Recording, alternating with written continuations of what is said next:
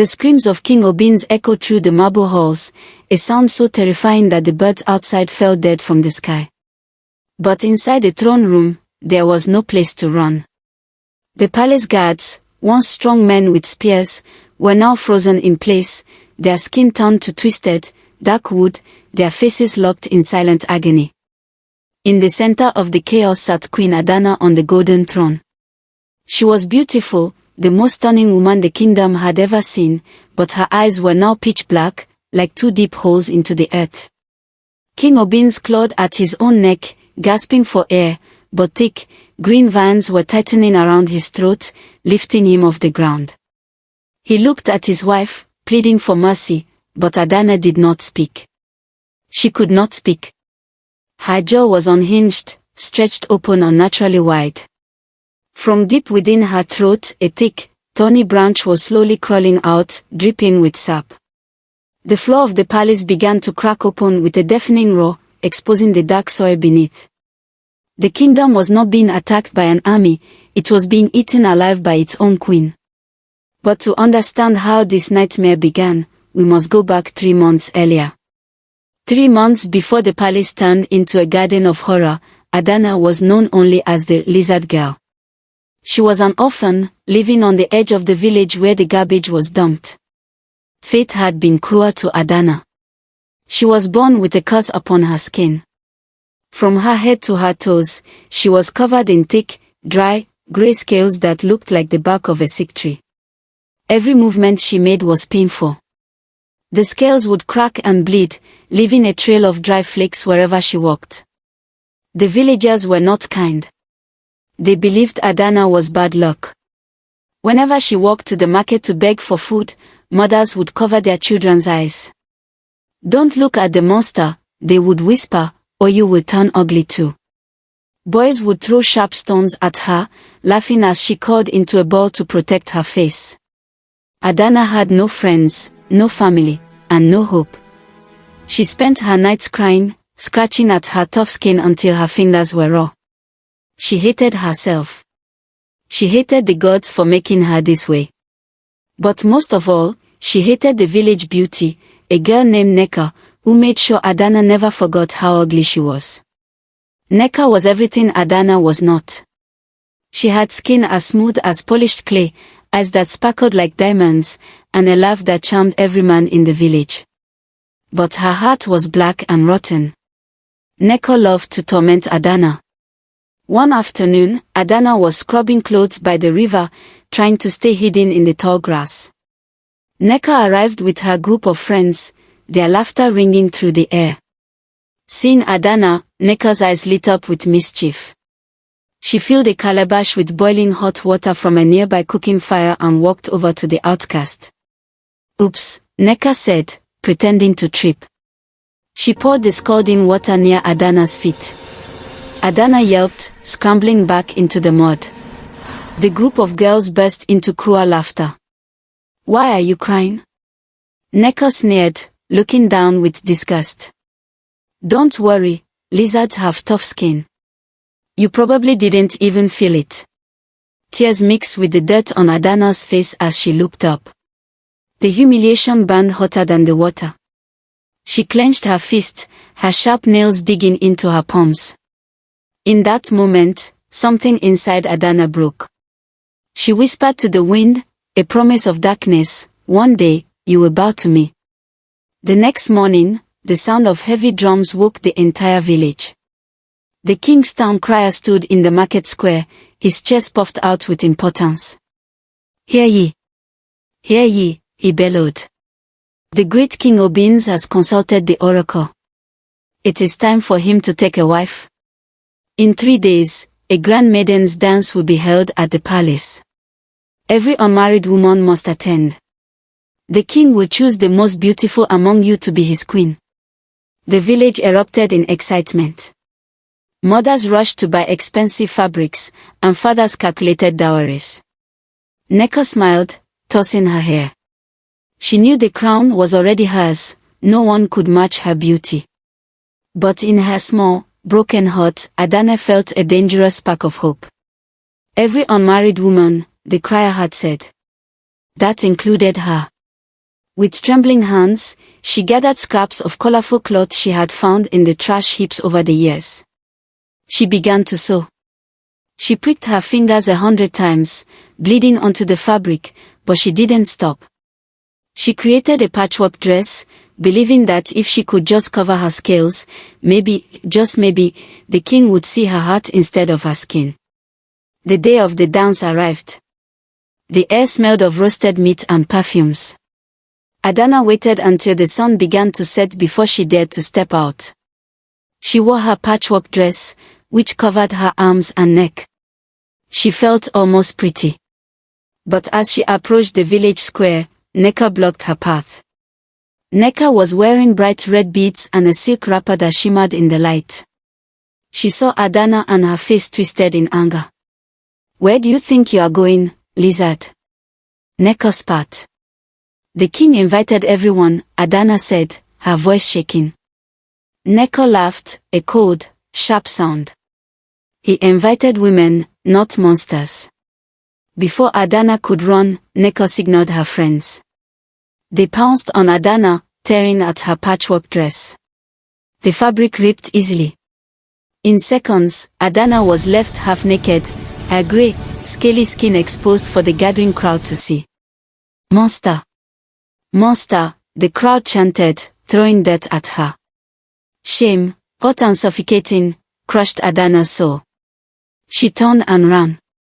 She ran past her hut, past the farms, and straight toward the dark, misty tree line that no villager dared to cross, the forbidden forest. The moment Adanna crossed the boundary into the forbidden forest, the world changed. The sounds of the village, the drums, the chanting, the crying vanished instantly. It was replaced by a heavy, unnatural silence. There were no crickets chirping, no wind rustling the leaves. The air was cold and smelled of old, wet earth. The trees here were not normal. Their trunks were twisted and knotted, looking suspiciously like human bodies frozen in agony. Branches reached out like desperate fingers trying to grab her hair. Adanna walked for hours, her feet bleeding, driven only by her despair. She wanted to die. She wanted the forest to swallow her. Deep in the woods, she found a clearing. In the center stood a single, massive tree. It was pulsating, expanding and contracting as if it were breathing. Thick red sap oozed from its bark, dripping onto the roots like fresh blood. Adanna stepped closer, mesmerized. Suddenly, the bark of the tree shifted. A mouth formed in the wood. A pair of hollow eyes opened. A voice, sounding like dry leaves crashing together, hissed, "What do you sacrifice for beauty, little lizard?" Adanna fell to her knees, trembling.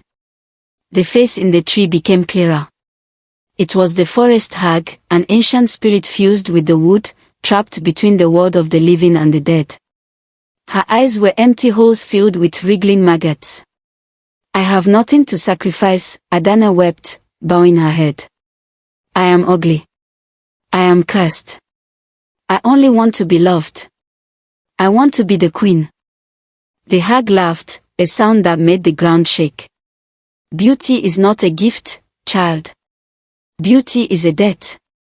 The earth gives, but it always takes back." The wooden face twisted into a smile. "I can help you. I can strip away those scales and give you skin like the morning sun. But my magic requires a stomach of steel and a heart of stone." The hag's branch-like arm extended slowly, creaking and cracking. From the highest branch, she plucked a single fruit. It was not a mango or an orange. It was shaped like a human heart, dark purple and pulsing with a faint, rhythmic beat. "This is the fruit of Allure," the hag whispered. "Eat, or return to your scales forever."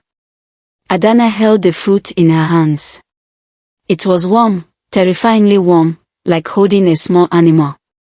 The smell was overwhelming, a confusing mix of sweet perfume and rotting sulfur. It made her stomach turn, but the memory of Neka's laughter echoed in her mind. She remembered the stones, the spit, the name Lizard Girl. The anger burned away her fear. She looked at the hag, who was watching with hungry anticipation. Will it hurt? Adanna asked softly. Pain is the price of perfection, the hag replied. Adanna lifted the pulsating fruit to her lips. Up close, she could see veins running under the skin of the fruit, pumping dark fluids. It was disgusting. It was unnatural. But it was her only chance. She closed her eyes, opened her mouth, and took a large bite. The taste was shocking, bitter, metallic, and slimy. Thick black juice exploded in her mouth, running down her chin like ink. She gagged, her body trying to reject the foul substance, but she forced herself to chew. She would do anything to destroy the girl in the mirror. She would eat death itself if it made her beautiful. Adanna ate voraciously, tears streaming down her face as she swallowed the chunks of the heart-shaped fruit. The juice stained her teeth black. With every bite, she felt a strange heat spreading through her chest, like she was swallowing liquid fire. She was almost finished when her teeth hit something hard in the center of the fruit. She paused, pulling the object out of her mouth. It was a cluster of seeds. There were 7 of them. They were not normal seeds. They were sharp, jagged, and black as obsidian glass. They looked dangerous, like broken shards of a cursed mirror. Adanna moved to spit them out, but the hag's voice boomed through the clearing, stopping her dead. Stop, the spirit shrieked. The trees around them shook violently. Do not spit them out. The magic is not in the flesh of the fruit, foolish girl. The magic is in the seeds. The hag leaned closer, her maggot-filled eyes widening. You must swallow them all. Every single one. They must take root in your belly. If you discard even one, the spell will fail. Adanna looked at the jagged seeds in her palm. They looked sharp enough to cut her insides. Listen closely, the hag hissed, her voice dropping to a deadly whisper. This is the unbreakable taboo. Once you swallow these 7 seeds, they become part of you. You must never let a single seed leave your body. You must not vomit, you must not spit them up. If a single seed returns to the earth, the forest will come to collect its harvest. Do you understand? I understand, Adanna said, though she was terrified. The promise of beauty was too strong. She threw the 7 sharp seeds into her mouth. She didn't dare chew them. She swallowed them whole, gulping hard. She felt them sliding down her throat, scratching the tender skin, scraping her esophagus all the way down. It felt like swallowing broken glass. She gasped, clutching her throat, her eyes watering in agony. It is done, the hag whispered, fading back into the bark of the tree. Now, the earth owns you. Adanna tried to stand, but her legs gave way. A burning fever consumed her instantly. The pain was unlike anything Adanna had ever felt. It wasn't just in her stomach, it was in her blood. She screamed, rolling on the forest floor among the dead leaves. The seeds were settling in her stomach, releasing their dark magic. Her gray, scaly skin began to bubble. It felt as if millions of ants were biting her from the inside out. Glowing red veins began to spread beneath her scales, pulsating with the same rhythm as the fruit she had eaten. Make it stop, she cried out, but the forest was silent again. The heat became unbearable. Her vision blurred. She felt her skin tightening, stretching, ready to burst. She clawed at the dirt, her fingernails breaking. The transformation had begun, and there was no turning back. The magic was burning away the old Adanna, burning away the lizard, but it was taking a toll on her soul. She crawled into a fetal position, sobbing as the fire consumed her. Slowly, the darkness of unconsciousness took her. She blacked out, lying naked and alone on the roots of the bleeding tree, while the 7 black seeds glowed faintly inside her belly. Hours later, Adanna awoke. The forest was dark, illuminated only by the moonlight filtering through the leaves. She felt strange, light, airy, and pain-free. She sat up and looked at her arms. She gasped. Lying on the ground around her was a pile of dry, grey husks, her old skin. It had cracked open and shed like a snake's cocoon. Adanna stepped out of the pile of dead scales and looked at herself. She was breathtaking. Her skin was no longer grey and rough, it was a rich, glowing gold, smooth as river stones and soft as silk. Her hair, once patchy and brittle, now cascaded down her back in thick, luxurious waves. Her body was perfect, curved and graceful. She touched her face and felt high cheekbones and full lips. She was not just a woman, she looked like a goddess. A wild, arrogant laugh bubbled up from her throat. She kicked the pile of old skin into the bushes. "Goodbye, lizard girl," she whispered. She walked out of the forest, naked but clothed in her new long hair, moving with a confidence she had never possessed. She was ready to claim her kingdom. The drums were beating loudly in the village square. The maidens' dance was in full swing. Girls in bright colors danced in a circle, hoping to catch King Obin's eye. Neka was in the center, dancing with a smirk, sure of her victory. The king looked bored, slumping on his throne. Suddenly, the music died. The drummers stopped their hands mid-beat. A collective gasp swept through the crowd. At the edge of the square stood Adanna. She had wrapped herself in a simple white cloth found on a drying line, but she looked more regal than anyone there. She walked into the light. Her skin glowed as if lit from within.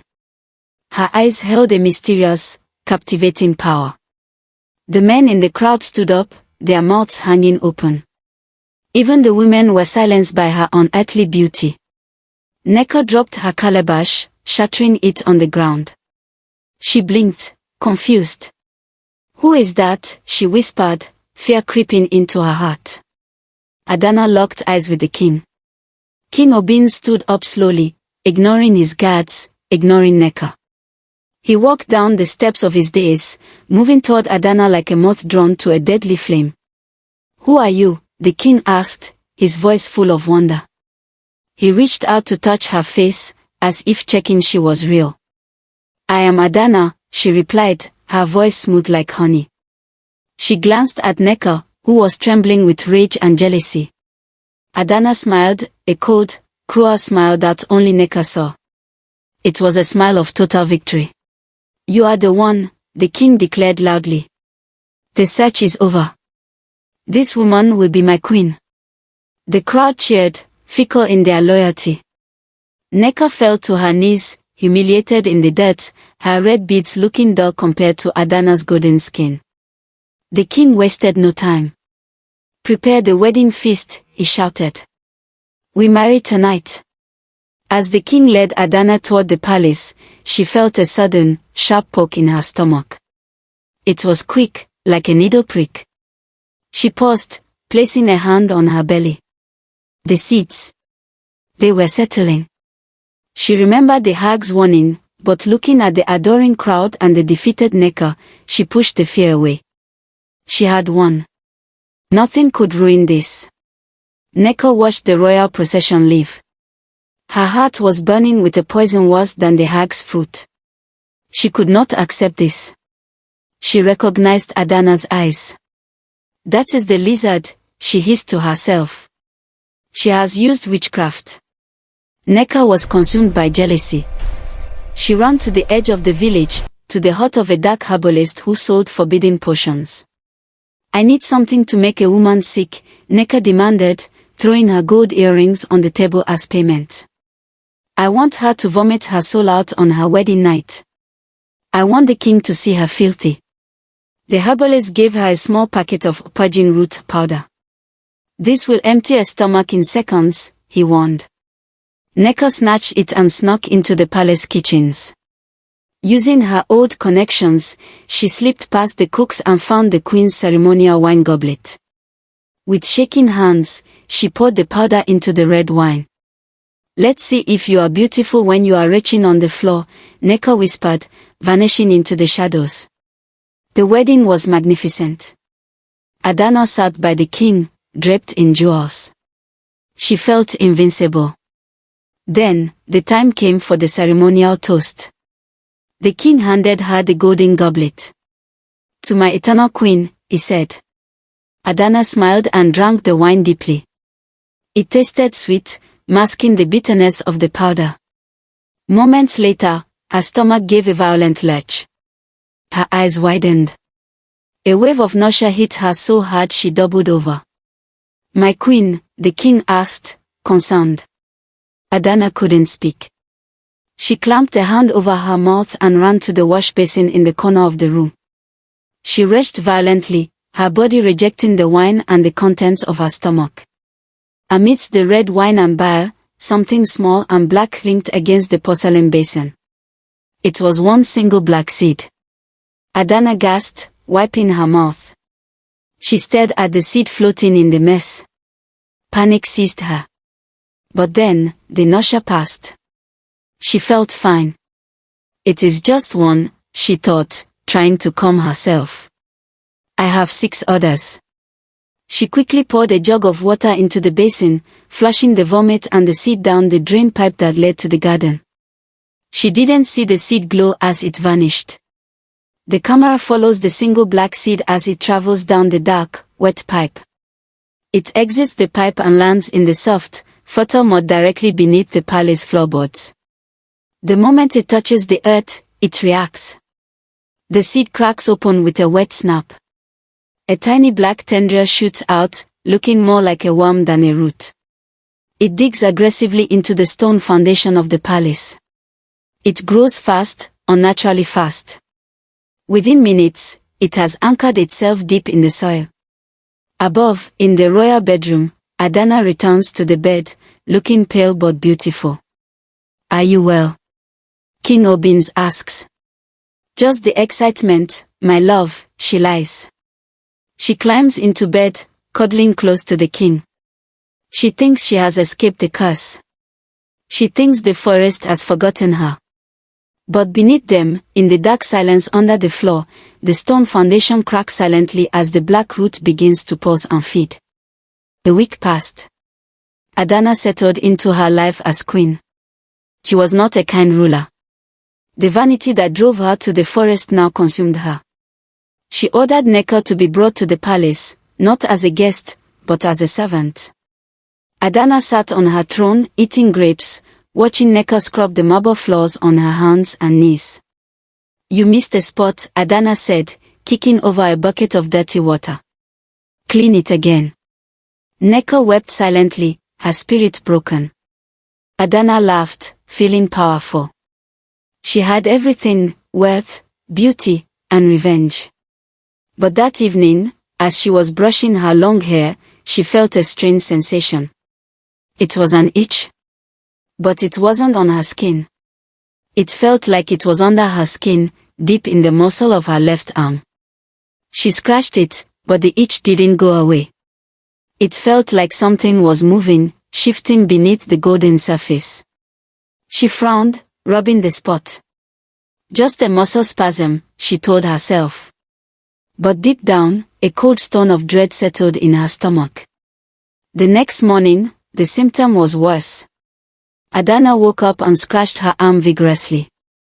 Her fingernail made a strange sound against her skin, screech, screech. It sounded like wood scraping against wood. She froze. She pressed her thumb into her forearm. Her skin was golden and beautiful, looking normal, but it didn't bounce back. It felt hard. Rigid. Like cured leather or bark. She ran to the mirror, frantically checking her face. Her face was still soft, but her arms felt heavy. She tried to massage them, but the stiffness was spreading. Panic rose in her throat.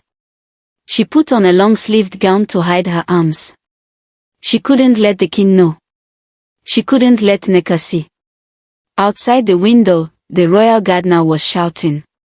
Adanna looked out. The beautiful fruit trees in the palace garden had turned black overnight.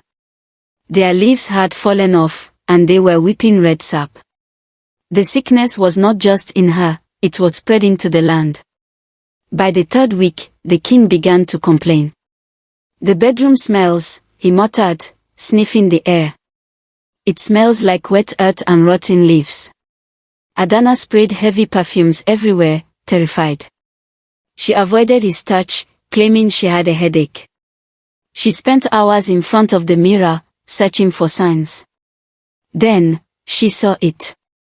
She leaned close to the glass. Growing out of the corner of her eye, right from the tear duct, was a tiny, vibrant green leaf. She screamed silently, grabbing a pair of tweezers. She clamped down on the leaf and pulled. A sharp, searing pain shot through her skull. The leaf came out, but a drop of blood followed it. Adanna stared at the leaf in the sink. It was alive. It was part of her. Suddenly, the floorboards under the bed gave a loud groan. They began to bulge upward, warping as if something massive was pushing from underneath. The seed she had flushed away was coming home.